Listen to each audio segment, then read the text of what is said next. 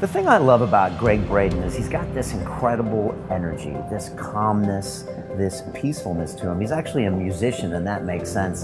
And he's here to tell us that in order to survive in all the chaos that's around us, we must think differently and act differently. And he's actually got this fascinating theory about 3 different cycles of human development. One is an economic cycle, one is a cycle of violence, and one is a cycle of climate change. And they're all converging right now. And Gregg has some really interesting ideas about how we can really be different people as we go through this change. He also has some ideas about human evolution and also the intelligence of the heart muscle. So I really think you're going to enjoy Gregg. Again, I really enjoyed just being around him. He had this incredible energy that I know you will enjoy too. Brian, I am thrilled to be here. I am so excited to have this conversation today. I have no idea where we're going to go, and I know it's going to be good wherever we go. Good, I'm pumped as well. That's the best way to start these things.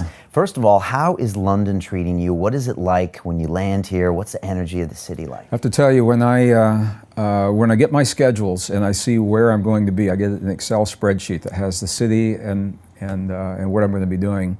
And when I go down and I see London, I always get a big smile on my face and a good feeling in my heart. I love this city. I love the people of this city. You know, it's hard to put my finger on exactly why. There's a vibe. It just feels good to be here. I think a lot of your viewers know that when I'm not doing what I'm doing now, I'm also a musician, and London is a very happening music scene.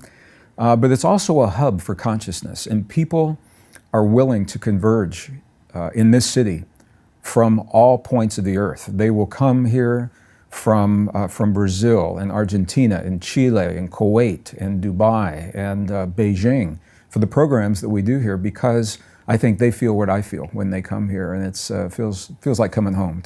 It's a good feeling. Yeah, for me, it's like a real melting pot. You know, you'll hear all different kinds of languages. People will wear whatever they want, and it's just kind of this hub for a lot of, you know, Europe and parts of the world. And you know, I'm here for a reason. I quite like it. But it's always interesting to hear what Americans think in the vibe. You know, you mentioned music. How does that play in who you are? You know, the whole music side of it, because we know you mostly for your work and your books. Sure. How does that play into how you learn, how you communicate, how you feel things? I'm a composer, singer, songwriter, guitar, electric guitar, acoustic guitar, folk, rock, blues, everything.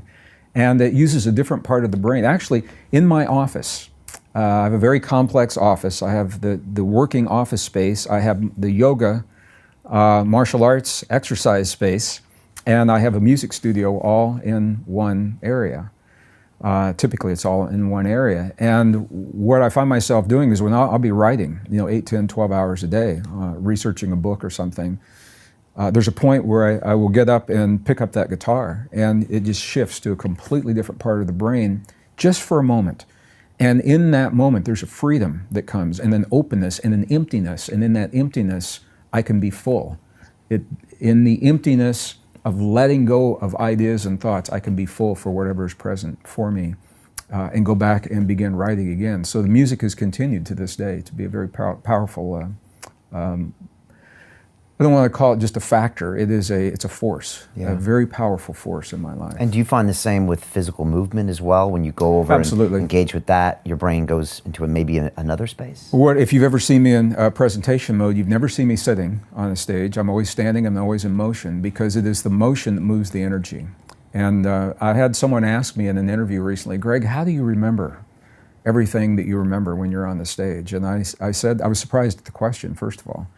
And I said, I couldn't possibly remember everything. I have no idea. I know what the slides in a presentation will look like.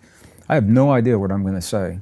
And that's why every presentation is different, because it is being present in the moment with the people and the hearts and the minds and the souls in that room.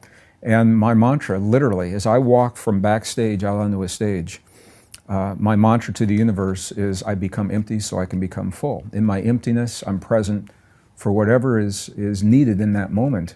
And that's where the magic happens. And the same thing happens with music. And when you move, martial arts and yoga, yes, you probably go to another space, or? It's always been, it's the integration of mind and body and spirit together. Martial arts, not for the purpose of necessarily of self-defense, but it's the purpose of the discipline. I've always been drawn to the discipline of yogic traditions. I've spent much of my adult life researching in some of the most remote and isolated and beautiful and magnificent and mystical places remaining on the earth today. Most of them are high elevation, high altitude. And I love high elevation. I live in high elevation. And in those cultures, every one of those cultures are things they all share. They all share, you and I have talked about this, they all have tea of some kind, and I love and collect tea. They all have music.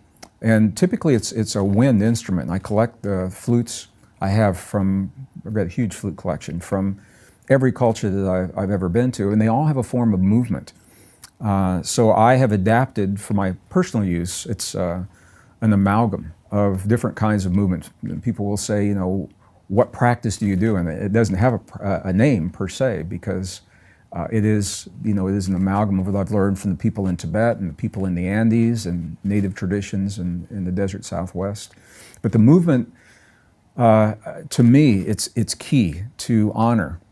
And that's the word that comes to me every time that I do this, to honor the presence of the soul in the physical body and that integration. And without that movement, I think that's where the stagnation begins. Yeah, well, you're obviously doing something right, because you look great. Greg. Well, I've been traveling. I'm a little jet lagged today, so thank you. Well, you wouldn't know, but you know, human movement is something we talk a lot about on the show, and there's a great mover named Ido Portal who you know, gets people to move. I try to move every single day now, and again, I do feel like it's an honor. I kind of have to honor my own body and make sure that I go through those paces and do these things that sometimes start to be uncomfortable, and sometimes later they become more comfortable. And martial arts is also something that I've been fascinated with most of my life. You know, as a young man, sometimes you go in thinking, I'm going to learn how to beat someone up, and then you realize, actually, I'm learning about humility and respect and learning about all these other things that the martial arts bring. And yeah, for me, the martial arts was my introduction to meditation. Okay. Something happened to me on my 21st birthday. I was living in northern Missouri. I woke up the morning of my 21st birthday. I remember it very clearly.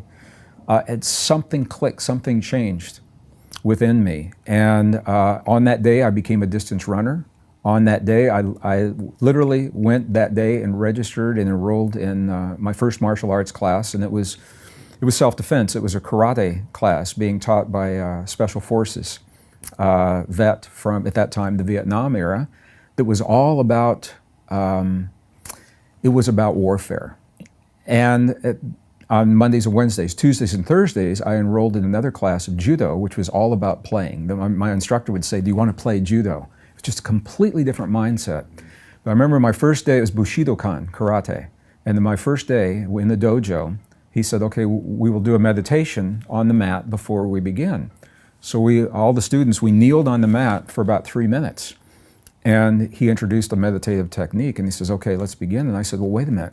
Can we just stay in the meditation for a little bit longer, because something very beautiful was happening there? Right. And he and said, back then, that must have been very novel. It was, and he looked at me and he said, in a little bit of a condescending way, he said, son, if the meditation is what you're drawn to, you're in the wrong class. But that was my first experience of meditation, and it was 1980s. I began studying yoga with a Sikh mystic in Denver, Colorado, and it was still considered at that time, in the 1980s, the Cold War era, it was considered a cult. And I remember there was a coworker who would go to the classes with me who could not tell his wife and family what it was he was doing because of the stigma that was attached to yoga during that time. But yeah, people forget kind of what it was like back then, pre-internet, you know, where a lot of ways you hear about this as a book being passed around or going here and going there.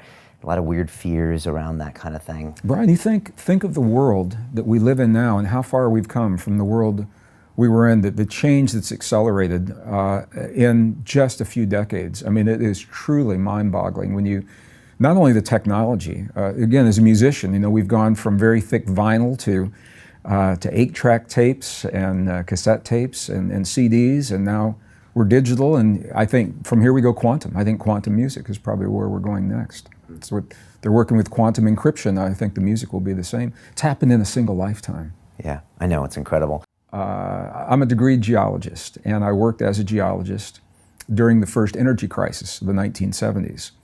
And when the oil industry changed, I was in Denver, Colorado, and I didn't want to leave Denver.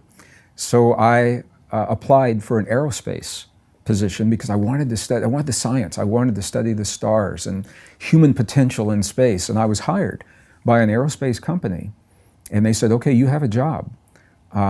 And we will give you an unclassified position for 6 months while you go through a background check for security. And then you'll have your job. So we did that. 6 months later, I got my security clearance, and they said, well, this is the Cold War. We need you on the security defense side of the house. And I began working on the defense side under something called Star Wars Initiative. Where was that? In Los Angeles? During the Cold War years. Star Wars this is where, it was an insane time. Yeah. It was an insane time. This was the very futuristic technology that was being deployed in space at the time. Lasers and mirrors, bouncing lasers off of one another and things like that. But I have to say, it was hard for me. I went through a lot of nights, sleepless nights, like, why me? Why am I in this position? Why? Because you weren't comfortable being part of this? Because I've always had such an aversion to war, and the great wars of the past have triggered something within me, and I have a sense of what that's about, another conversation, but the idea of using the technology to take the lives of civilians on such a massive scale. And as I was working, I was a software developer for launchpad technology for missiles during the Cold War by day.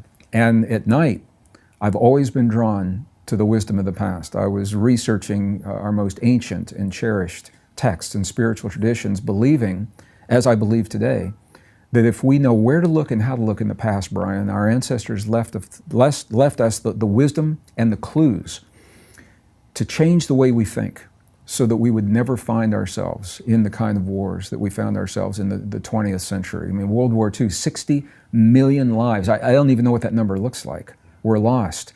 We came so close during the Cold War era to doing the unthinkable and unleashing nuclear weapons on civilian populations. And we had arsenals that are just ridiculous enough to microwave the planet many times over. Why would we ever allow ourselves to go to that place? And how can we avoid doing that again? And my feeling was that if we know where to look and how to look, we could do that.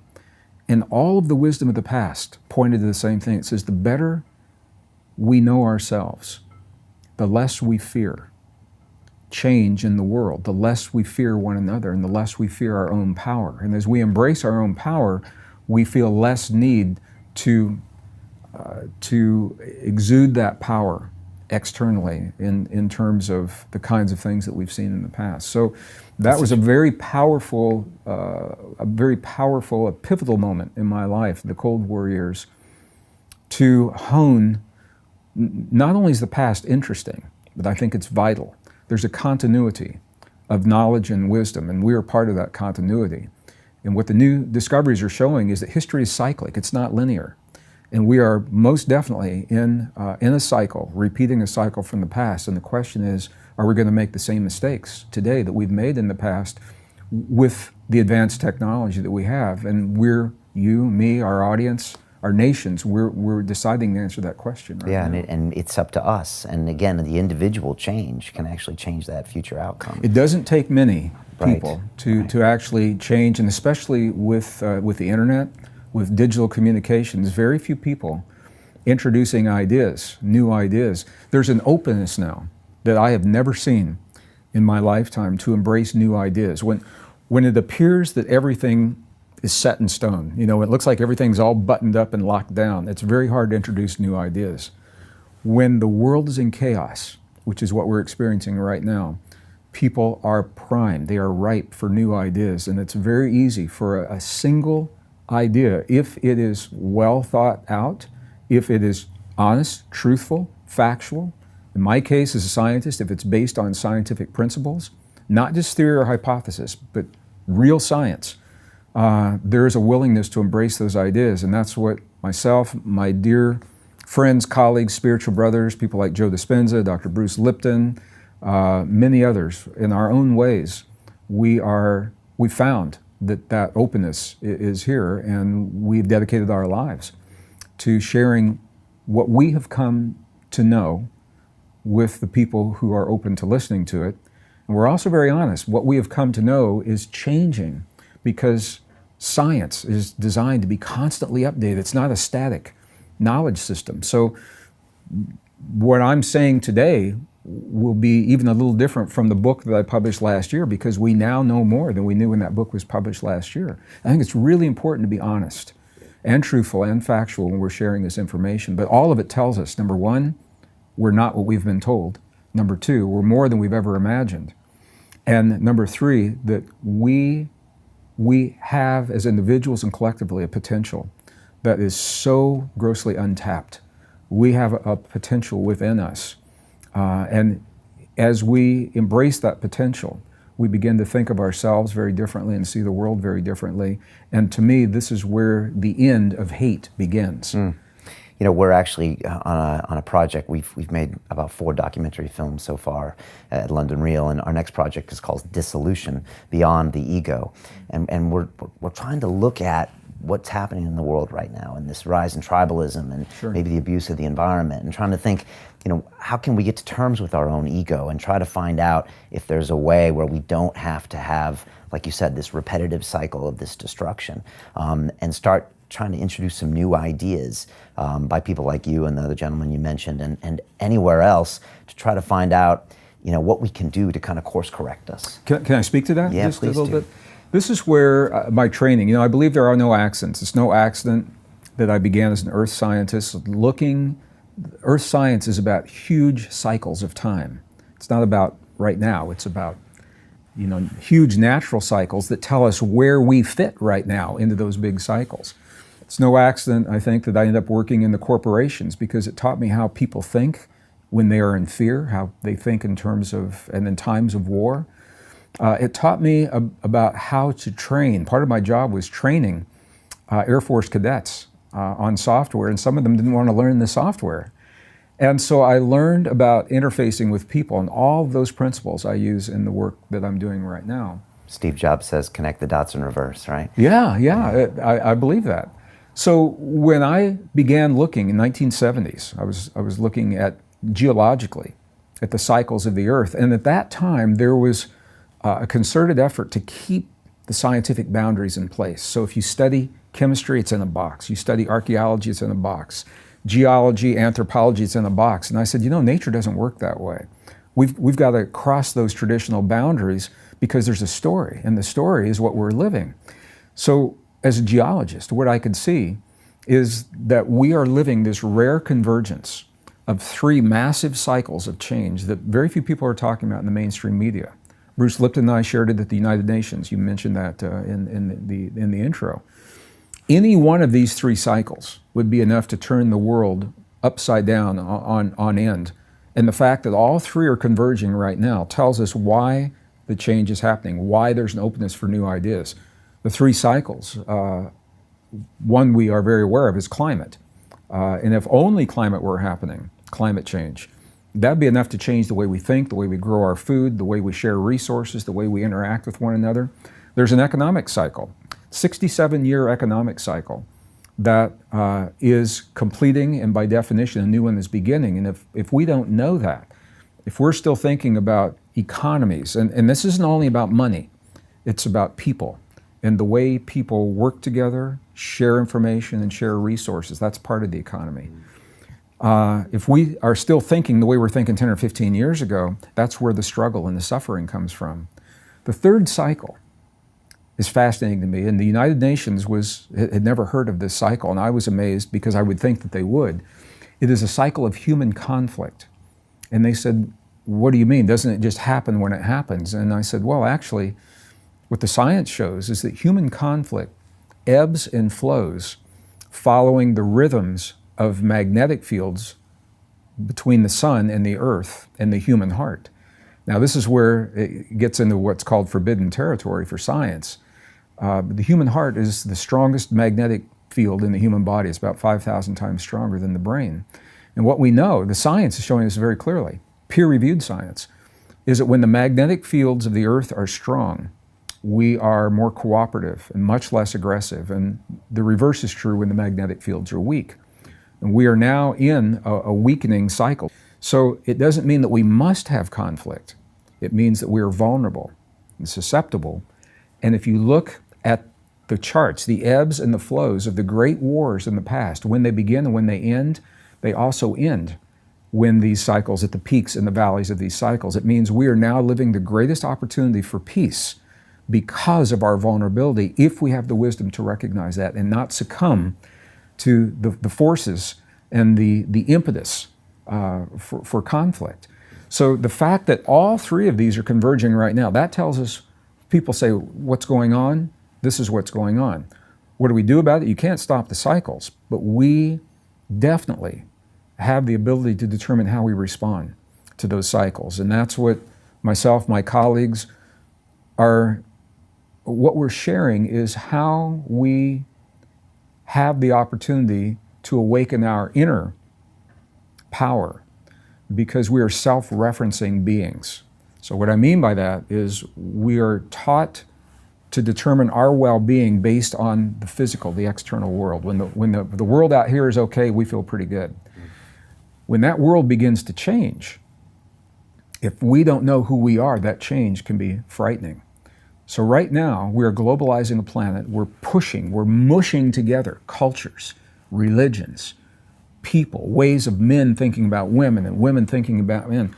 We're pushing ourselves together on the one hand, but we're asking ourselves to embrace that change through a thinking that's obsolete. On the other hand, the better we know ourselves, the less we fear strange cultures to us, the less we fear the unknown. The better we know ourselves, the less we fear our own power. And as we embrace our inner power, we're much more comfortable with the external change because we're no longer threatened. So this is what our ancient traditions have told us. The geology helped me to see the natural rhythms that are playing out on the big scale. And the new science, biology, the new science, neurology has helped me to see what that means in our personal lives individually. And so I've done my best to bring those together to a story, and that's what I'm sharing. What's the reaction of like the United Nations and some other people when you try to explain these cycles and the magnetic pieces? And do they know what to do with it? Well, when we're in those conferences or those situations, I've learned to use different language at different times. I'm sharing with you and our viewers a lay language I'm very comfortable with.